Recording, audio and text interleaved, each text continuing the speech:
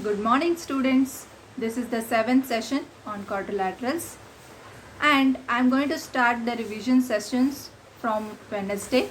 Monday and Tuesday, I'm going to continue with the portion, and whatever I'm going to teach in Mondays and Tuesdays videos are not going to include it in your semester exam. Okay, is that clear to all of you? Yes. So in the previous session, what we have learned?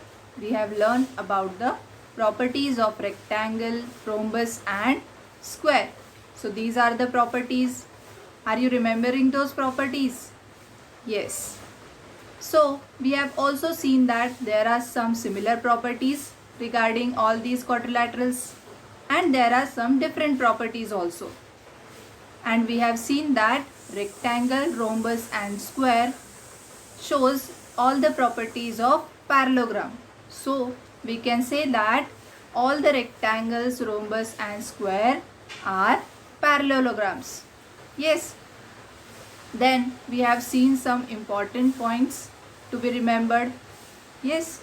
So therefore, first point was rectangle, rhombus and square are also parallelograms. Second point you should remember is every square is a rectangle. After that, we have seen one theorem based on diagonals of a rectangle. What was the theorem? Yes, diagonals of a rectangle are congruent. And one more theorem we have seen in the previous session. Do you remember that? Very good. Diagonals of a square are congruent. So these are some important points you should remember. Now let's continue with the next theorem. Diagonals of a rhombus are perpendicular bisector of each other. Now what is the meaning of this? So let's understand this with the help of diagram. So here I have drawn one quadrilateral PQRS, and we know that this quadrilateral is a rhombus, and in rhombus all sides are congruent. So here I have shown all sides of this quadrilateral as in the same sign. Okay. Then the diagonals of quadrilateral PQRS intersects at point M. So point M is the point of intersection of diagonals of rhombus PQRS. Okay. So let's see what is given to us. Quadrilateral PQRS is a rhombus. And what we have to prove? We have to prove that diagonal PR is the perpendicular bisector of diagonal QS. That means this diagonal PR divides diagonal QS in equal parts. So we are getting SM is equal to QM. Similarly, diagonal SQ divides diagonal PR in equal parts. So we are getting PM is equal to RM. Now this is the half part what we have to prove.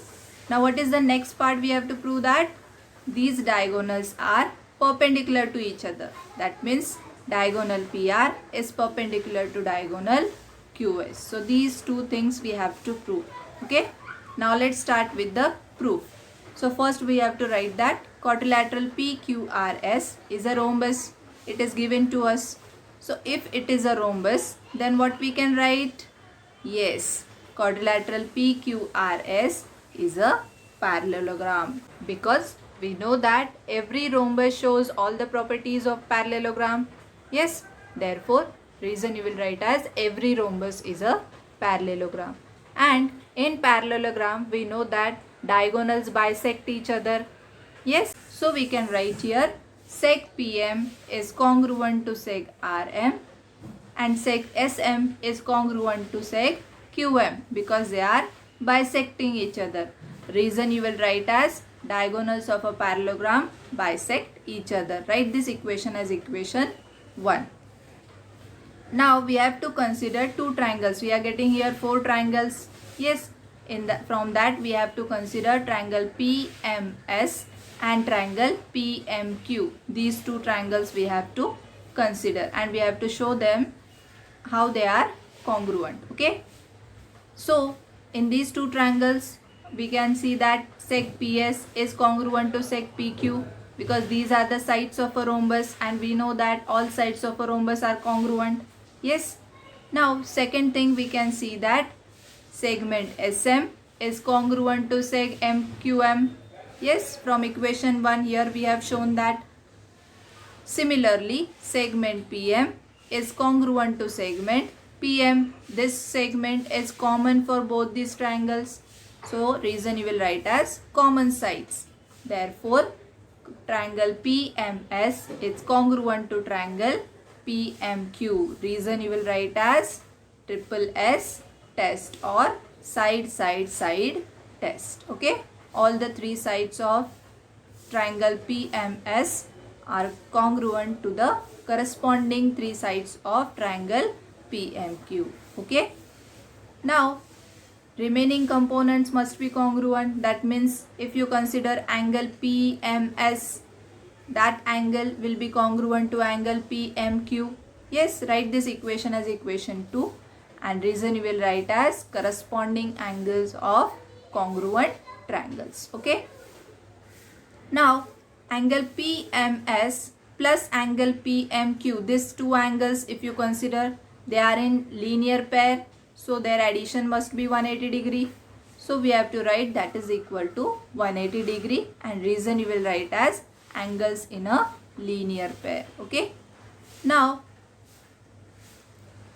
in equation 2 we have seen that angle PMS is equal to angle PMQ. So, instead of angle PMQ you can write angle PMS. So, you will get here angle PMS plus angle PMS is equal to 180 degree.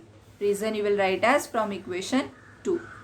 Therefore, 2 angle PMS is equal to 180 degree. Therefore, angle PMS is equal to 90 degree. So, we got angle PMS and we know that angle PMS is equal to angle PMQ.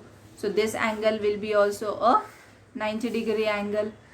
Yes, therefore, we can say that seg PM is perpendicular to seg SM. Yes, because here it is forming 90 degree angle. Therefore, we can say that diagonal PR is perpendicular to diagonal QS. Write this equation as equation 3. Now, from equation 1 and equation 3, we can say that, now what was the equation 1? Do you remember? Yes. In that equation, we have shown that segment SM is congruent to segment QM. Segment PM is congruent to segment RM. That means in this quadrilateral PQRS, PR bisects diagonal QS. So, first part we have proved, and from equation 3 we have proved that diagonal PR is perpendicular to diagonal QS. So, we have proved that diagonals of a rhombus are perpendicular bisector of each other. Okay. I hope you all are understanding this. This theorem is very important. Now let's try to solve problems from practice set 5.3. First sum we have solved in previous session. Now let's solve second one. In a rhombus PQRS, if PQ is equal to 7.5, then find the length of QR. If angle QPS is equal to 75 degree, then find the measure of angle PQR and angle SRQ. So what is given here? Quadrilateral PQRS is a rhombus. That means all sides of a rhombus are congruent and length of one side is known to us. So you can find the length of other side. Yes, so length of QR we can find.